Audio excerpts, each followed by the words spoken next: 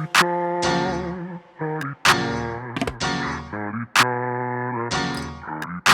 out the way. Who got a watch? Who got the time? I'm racing the clock. Even in my feelings, grind don't stop. Got big. Hi, Renee. How are you? Hello. I'm good. How are you? Great, great. Today we have Renee Warren with us here at Mature Allure.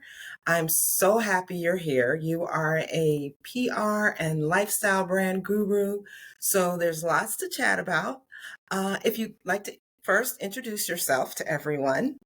Yeah. So I'm Renee Warren. I am a PR expert, been in the space now for about 13 years. I started my first agency in 2012 when I was about 8 months pregnant with my first son, and then welcomed my second son 11 months later. So I had two babies the same year that I started my agency. We grew it to have clients from South Africa to San Diego. And now I am doing a different type of agency. It's this more smaller boutique, but I work with predominantly female entrepreneurs that are coaches or in the service space. Oh, wow. And the name of that agency is We Wild Women Agency. Why? I love that name. Why that name? Well, it was an evolution. And I've always loved, I have customers that are men. Funny enough, actually, half of my customers are men. I don't discriminate against chromosomes. But Yeah. so like to break down the business name is an understanding of the collective, like us women. And then wild is us being a little bold and audacious and going against the grain. And then women is how we identify. Mm-hmm. Mm-hmm.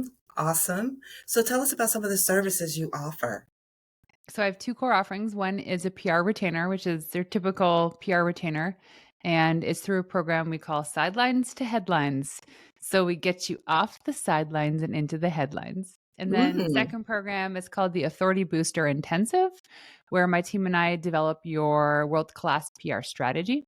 And we create custom pitches, custom strategy, media list, everything for your team to take and implement and execute internally. And so that allows more women access to great PR strategy and advice without the PR agency price. Wow, that sounds really good. So you mentioned your boutique agency and you're working with predominantly women. Um, are the businesses smaller? Are they new? Are they more established, or does it matter? No, they're all over the map. Okay. Yeah. So some have been in the industry for as long as me, and that could be in sales or in marketing. We do have product-based businesses as well. It just really depends on the needs of the client and how we can craft either the strategy or the retainer to work for them. But no, we don't discriminate against the size. We haven't worked with any large companies like Fortune 1000s or Fortune 500s. Mm-hmm. So some of them are Fortune 5,000 companies, but they're usually companies that have a team of less than 10. Okay. Well, that's actually good. I mean, small companies really need love. You know what I mean? Like, Oh yeah. especially PR love. So, what made you leap? I know that you said this is your second business, right? What made you leap into entrepreneurship? Other than I know you were pregnant the first time. Yeah. Well, I actually have only ever really been an entrepreneur. I've Hmm. had during college, I had jobs because I needed to pay the bills. But outside of college, after I graduated, I only had one real job, official corporate job for about 2 years. Hmm. But when I was 17, I started a restaurant with my sister, and we did that seasonally for 4 years because I was told entrepreneurship meant you didn't work a lot and you made a lot of money. And boy, was I wrong. Because at Absolutely. 17 years old, we were working 60, 70, 80-hour weeks sometimes. And it was crazy. But we made a lot of money. Like this was back in the 90s when you didn't have Visa or debit. You used cash at Hmm. restaurants. And so we Hmm. had like big rolls and wads of cash underneath our bed. It's like Wow. $15,000 on a till. And we're like, what do we do with this? We'll eventually go to the bank and deposit the money. And then over time, we had a better understanding of how to operate a business. But since then, I went to college and graduated and traveled. And then I was one of the first real social media influencers back in the day when I lived in Toronto. And I won a trip with Virgin America, wherever Virgin America flew. And so from there, companies were hiring me because there was this thing called social media coming out, and they wanted to know how to leverage it for their Mm. businesses. And so, I mean, I didn't know what I was doing. Nobody did. And so Yeah. we're kind of figuring it out. And then with that, I eventually met what would become my business partner, Heather. And her and I came together, created this agency back when I first started my first agency. And we worked predominantly with funded technology startups. So this was a bunch of dudes. Yeah. We worked with a bunch of dudes in the valley. And then when I came to create this company, I realized who I wanted to work with and support. And yes, I said I work with men, but I just love working with women. It's a totally different energy. For instance, today on a client call, there was my client and her assistant, and the assistant was breastfeeding her son. And she's like, I'm not on camera because I'm feeding. I was like, honestly, if you're okay with it, I'm okay with it. And Yeah. we could have a very productive meeting while we were still parenting. Yeah. And this was so beautiful to me because it was a gift I never got when I had my kids, because you had to show up and be prim and proper and in front of these men. And now we live in a day and age where women can just do the things they need to do to parent and mother and be themselves. And it comes with no judgment. Yeah. And still get the job done. So, Yes. you And know, efficiently. wow, can you believe that? Right. Exactly. Oh, You know? weird. She was breastfeeding and like inputting numbers on a spreadsheet with one hand that was free. And I was like, oh, wow, this is phenomenal. And she was Amazing. enjoying it. Yeah. Yeah. So as a mom of two, speaking of being a mom, can you share some advice on how to mix or how you managed entrepreneurship and motherhood, Yeah. family? Well, I don't know. I mean, some Karens might think this is not right, but I think that being a good mother is self-defined. And there's so much pressure from society, from friends and family to do it a certain way. Mhm. Because where we are indoctrinated into motherhood is we think is the right way. And sometimes it just doesn't feel right. Like I have friends who have a totally different parenting style. And it's not that I don't agree with it, it's just I wouldn't do it that way. Mhm. And their kids are perfect in a way that like a child would be, and their family's having fun raising these kids. So for my husband and I, when we were having these kids, we realized, we did a lot of research. Children don't necessarily need to spend a lot of time with you so much as the quality of time they spend is important. And Mhm. so for me to see my two boys watching mommy run her business, grow her business, travel, get on stages and speak, be guests on podcasts was really important for me, for them to understand that women are equally as powerful, if not more powerful.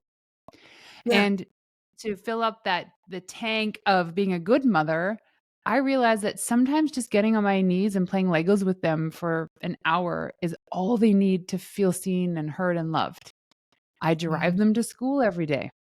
I help them with their breakfast every morning. We sit together, we snuggle every morning, every night, we read books. And it's not like I'm spending hours and hours and hours of time with them. It's Mhm. just enough for them to feel the love and to feel safe, right? It's our job as parents to keep our kids safe and not Yeah. necessarily comfortable. And for them, it's like, what I need to do to fill up their little love tanks, I'll do that. And some days the tanks are bigger and some days they're a little smaller. Yeah. But really, when it came to us growing this agency, my husband at the time, the first agency, he was in the startup space. And so he was running around on planes raising money for his startup. What we had to do in order to have a good marriage and then to be great parents was we needed to apply business like philosophies to our family life. So this Mm. meant like I was the CEO of the household. He was the COO. I managed the CEO stuff. He managed the finance stuff and the ops stuff. And we would meet every week and we would report on things and we would tell each other like the issues to be discussed. And these were meetings that started weekly, gosh, probably about 8 or 9 years ago. And we still do them now. Wow. And my Wow. boys are now 10 and 11 years old. And it's just sometimes there's like nothing to talk about, and other weeks there's so much to talk about, but we still come together. And it's a space that is really protected. So, we have people in and out of our house all the time, but they know not to come during that time. because Hmm. it's him and I having a meeting. We're just hanging out, having lunch. So what we did in our business to be successful in terms of systems and processes, we applied to our family life. And to Yeah. the non-entrepreneur, they probably think, gosh, that is ugly. Why would I do that? But I tell you, they say that for everything you systematize, like every yard of systematization, you get a mile back in terms of time Mm. and productivity and efficiency. And so that's what we did. And everything is like we have a process for everything in this house, who's in charge of what and when. And just knowing those rules allows us to create more freedom in our life. Yeah. Wow. Well, that's an interesting way of thinking about it because I think sometimes people, and like you were saying, I mean, there's a specific way to be a mother or wife, or the way people think that there is that you're supposed to be. But it's like nowadays people are kind of doing what works for them and what works Mhm. for their family. So what you just mentioned might work for some people because even though, like you said, it's systematic, why should your household be any different if it's going to kind of move and work Yeah. smoothly? You know, Yeah. I would think you kind of have to have some systems in place. Always. So, yeah. So, with that, let's talk a little bit about being in midlife and wanting to move into entrepreneurship Yeah. because sometimes it's daunting. Not sometimes, it's just daunting. It's daunting, I think, at any time in life. But women who are in midlife and they're considering starting their own businesses, can you share one key piece of PR advice for them? Oh gosh. One key piece. Okay, here's the thing. Um, am I allowed to swear on this? Yes, Okay. yes. I am in my early 40s. I don't know what midlife is. I think I'm in midlife. Anyway, It's a so number, whatever it is.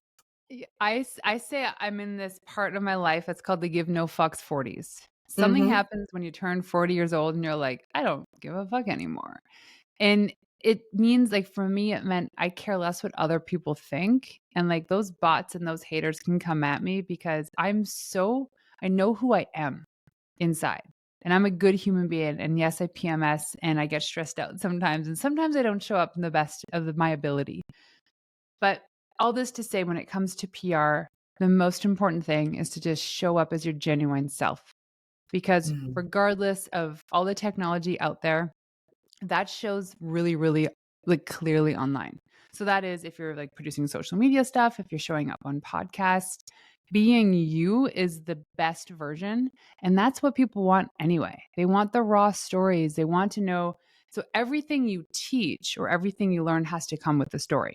What's the story and the reason behind that? Like, why did you start this business? Why did you start that product? Why did you move?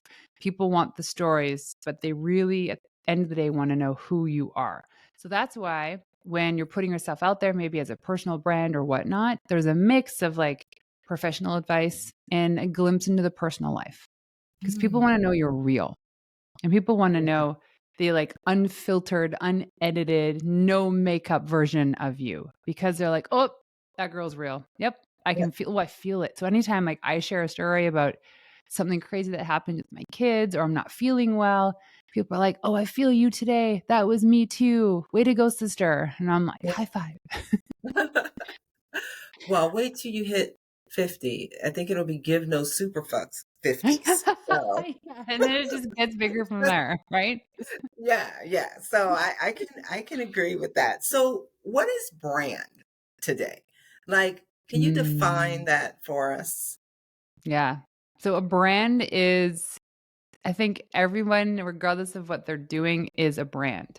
Mhm. And thank you to social media. If you're using it and you're on it, you're a brand. Even if you have no pictures or videos of yourself and you're just, your profile picture is a cat and you just keep commenting on other people's things in a loving or hateful way, you're still a brand. So it is essentially how people perceive you, how they feel about you, the emotions that are invoked because of you or what it is that you're sharing. And the more important than ever now is when you're starting a business is you have a personal brand because people buy from those they know, like, and trust. And that know, like, and trust factor is a lot easier, but also harder today. Easier in the sense that You have a device like a phone, and you can start a free account on Instagram or TikTok or LinkedIn, and you can show up and you can share your stories. Even if you don't think you have anything to talk about, a woman in her 50s have lived 50 years of stories. We have a library of things we can talk about. And I say, don't be ashamed to share those stories. But a brand is, in essence, that emotion that you evoke from being you or your brand showing up online. Wow. Okay, that's great advice. And as somebody who's got a new business, I'm really taking this all in Yeah. because, I'm on social, but I'm not on social like I should be. So sometimes I'm a little like, oh, well, can you really say you have a brand? I know I do, but Mm-hmm. there's things that I need to do to work at building the brand. Yeah. So, let's talk about bad publicity. Like, say, and especially if you're just getting off the ground, or if you've only been around for a few years and then something happens and bad publicity hits, that spreads like wildfire. How does somebody recover from that, or how do they turn that around? Yeah. So there's in PR, there's a whole industry called crisis PR. Mhm. And I'm not an expert in this space, but I can speak to it. And I'm going to give you an example, which is a story that people can relate to this. So I have a client who's in the real estate space, and he made a little mistake in 2019, and some really strange blog or website that doesn't like doesn't publish the best content wrote an article about it and kind of exposed him. And it's like, you got a $6,000 fine from the real estate board and all this stuff. Really, it's not that big of a deal because this stuff happens a lot. It was a paperwork error. It was an oversight. But anyway, someone decided to, quote, expose him. And that article still trends when you research his name. If you just Google his name, it's like the fourth thing that comes up in Google. So he's like, what do I do with this issue? And I go, listen, this is a pure SEO play. What Uh-huh. you need to start doing is trending for your name on publications that have a higher domain authority. So that means going to podcast roadshow, because the thing about podcasts is if it's a high ranking podcast, they typically put the guest's full name in the title, and that actually ranks. And then Mhm. the other thing too is to have higher ranking articles write about you and say your name in the title or in the subtitles or in some bullet points. So it's a content play. The other thing too is you can always reach out to that author or to the publication and say, hey, this is really tarnishing my brand. Not all of this information is factual. Can you please remove it? But the reality is we're always going to face something in our business or in our life that isn't good. For Mhm. instance, years ago, I got sued for wrongful dismissal. So, what that means is I fired somebody and then they sued me because they didn't think that it was right that I fired them. She didn't win. Regardless of the situation, she could Mhm. have gone out and smeared my name. 100% Right. she could have done that.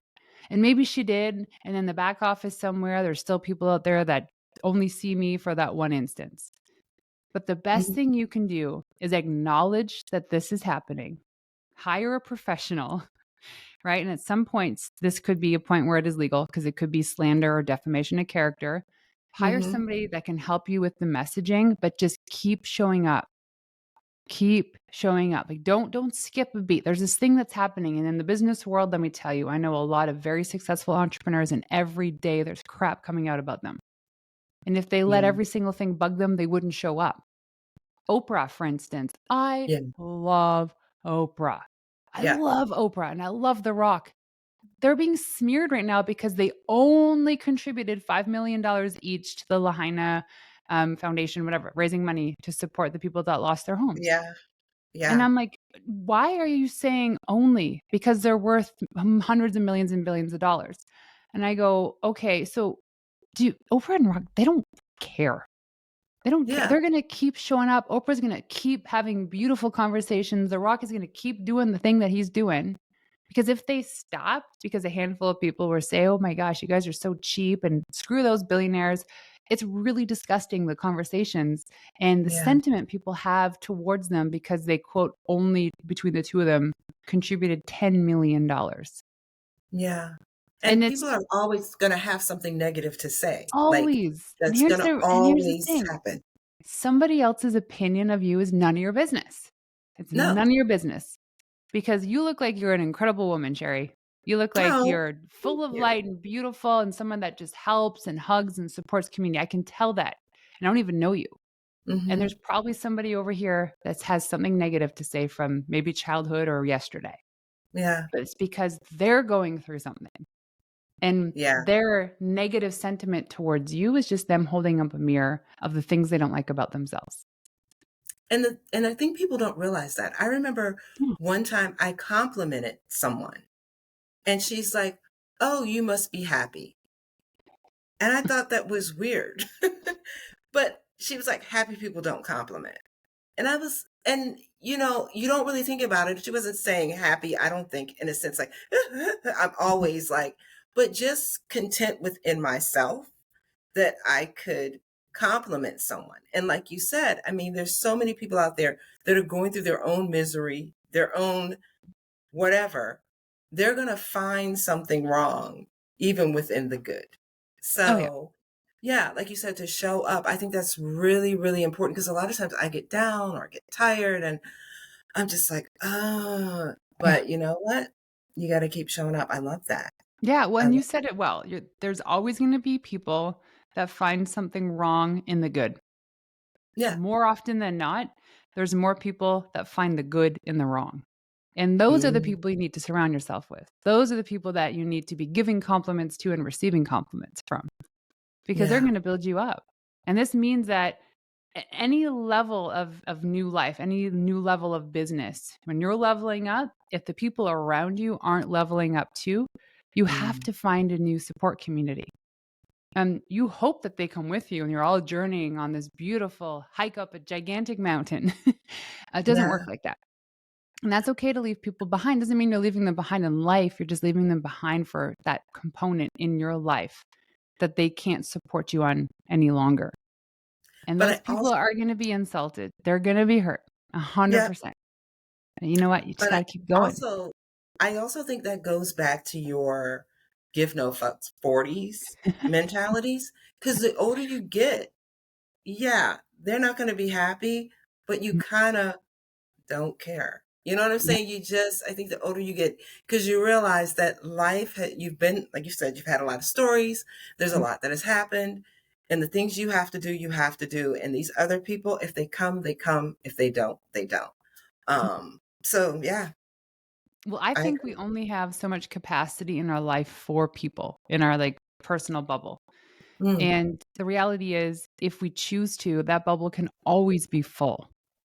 So and when someone leaves the bubble because they're kicked out or they stepped out, someone is going like an amoeba. It's going to absorb somebody else if you let it.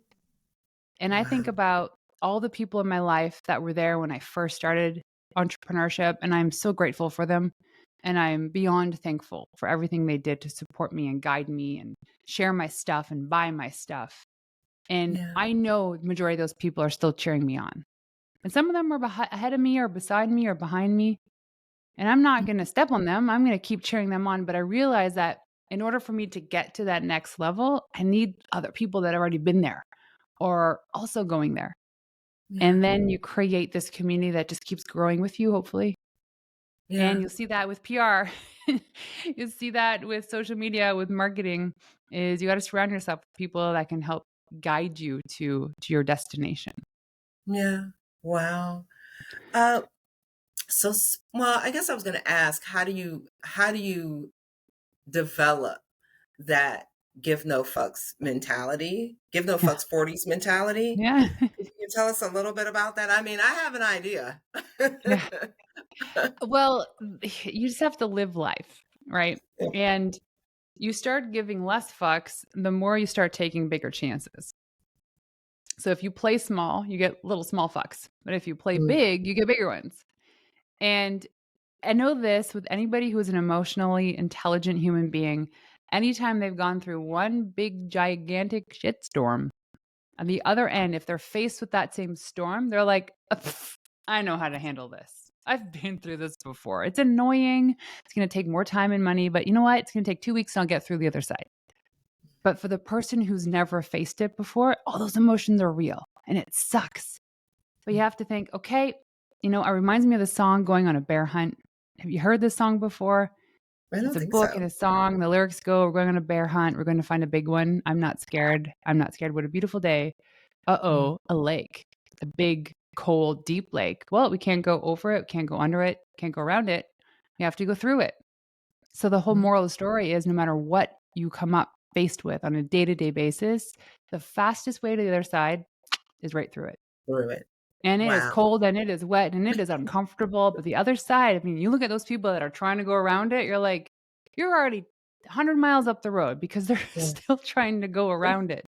You're like, guys, just go through it. It sucks. But you know what? It's fine. It's not that bad. Yeah. Wow. Wow. So lastly, is there a quote or something someone said that always stays in your mind or plays in your head? I mean, you mentioned the song that keeps you kind of motivated and keeps you going. Yeah. Stevie Nicks. I love Stevie Nicks. One of her quotes is actually engraved on one of my mugs. It goes something along the lines of, if you're gracious, you've already won the game. And so I believe if we all just show up with that mentality of being gracious, then we've already won whatever lies ahead of us because that's how we're showing up. Wow. Well, Renee, this has been a great conversation. If anybody wanted to get in touch with you and work with We Wild Women Agency, how would they go about doing it? Yeah, they can go to wewildwomen.com or they can find me on Instagram, Renee_Warren. Perfect. Well, thank you so much for being here at Mature Allure. It's been an awesome conversation. Hope to have you back sometime, maybe next year, to just kind of follow up with you and see what's happening. Yeah. Well, thanks for having me. Thanks for listening to this episode of Mature Allure. For more information about us, visit matureallure.net and get social with us on Instagram and YouTube at mature.allure, Facebook at @4matureallure, and Twitter at mature_allure. Till next time, we encourage you to stay positive, embrace who you are at every stage of your life, and always tap into your mature allure.